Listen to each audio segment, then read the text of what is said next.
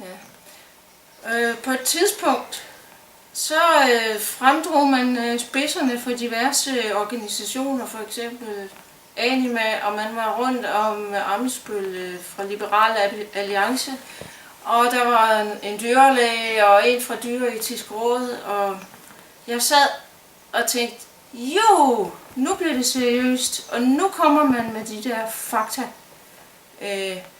Der blev så gjort lidt ud af, hvordan selve kloningsprocessen foregår, og sådan nogle tekniske ting.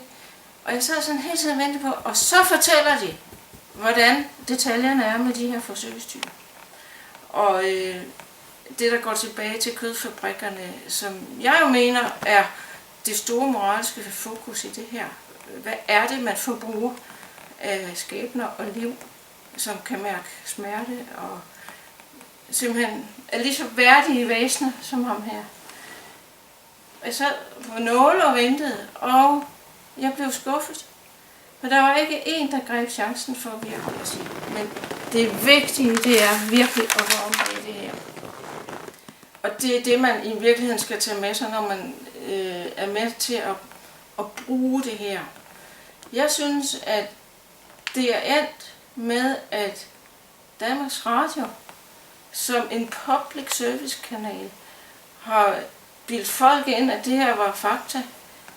Og de har i virkeligheden lavet reklame for en kæmpe kommerciel business, der har dybe rødder i asiatiske kødfabrikker, puppy mills, som det hedder i udlandet. Og herhjemme kalder vi det sådan set hundefabrikker.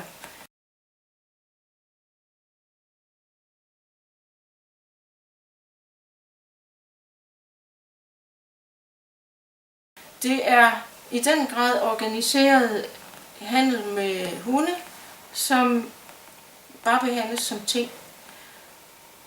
Og det har været uheldigt for dem, at det lige nøjagtigt var mig, fordi at jeg er i Who Cares, som i den grad arbejder for, at de gemte hunde, de skal drages frem, og de må ikke både gemmes og glemmes. Nej, folkens, I skal vide, hvad det er, der sker. Og I skal også vide, hvad det er, der sker, når I køber en hund. I Danmark eller i Asien, eller når I får lavet en klon. Det er horrible skæbner, og der er så meget, man ikke får at vide. Man får heller ikke at vide, hvilke antal misdannede dyr, der bliver ud af alle de her kloningsforsøg. Og det gælder både hundehandel og landbrug og forsøg på at genoplive mammutter. Der bliver eksperimenteret så meget, men det, der er sagen med det her hundehandel, det er, at det har sådan set intet formål. Det har ikke engang et medicinsk formål, eller et formål med at redde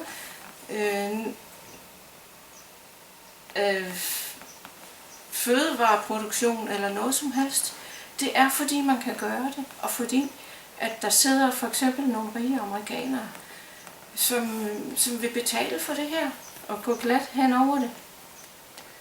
Og nu synes jeg, at bøtten skal vendes, og jeg glæder mig over, at jeg egentlig får lejlighed til virkelig at fortælle, hvordan ting hænger sammen. Og jeg vil i sidste ende rigtig gerne hjælpe Patrick den dag, hans Maggie er død, så han kan få sig en hund, der ikke er Maggie, men måske er sund og rask, og ikke købt på en hundefabrik med knæproblemer og diskusprolaps og hvad den ellers har lidt af. Tænk, at man overhovedet har haft til overvejelse at sende den videre, sende den genetik videre, bare fordi man kan gøre det. Nu synes jeg, det er på tide, at Danmarks befolkning bliver bevidst om, hvad det er, de gør, når de køber hund. Og det vil vi fra Who Cares rigtig gerne hjælpe med at oplyse om, og få stoppet alt det her uhyrlige hundehandel. Det sidste nye, vi har hørt, det var jo sådan nogen med 91 hunde, der blev fundet, og nogle få dage senere. Helt klart har det været den danske form for hundehandel, der står bag det der.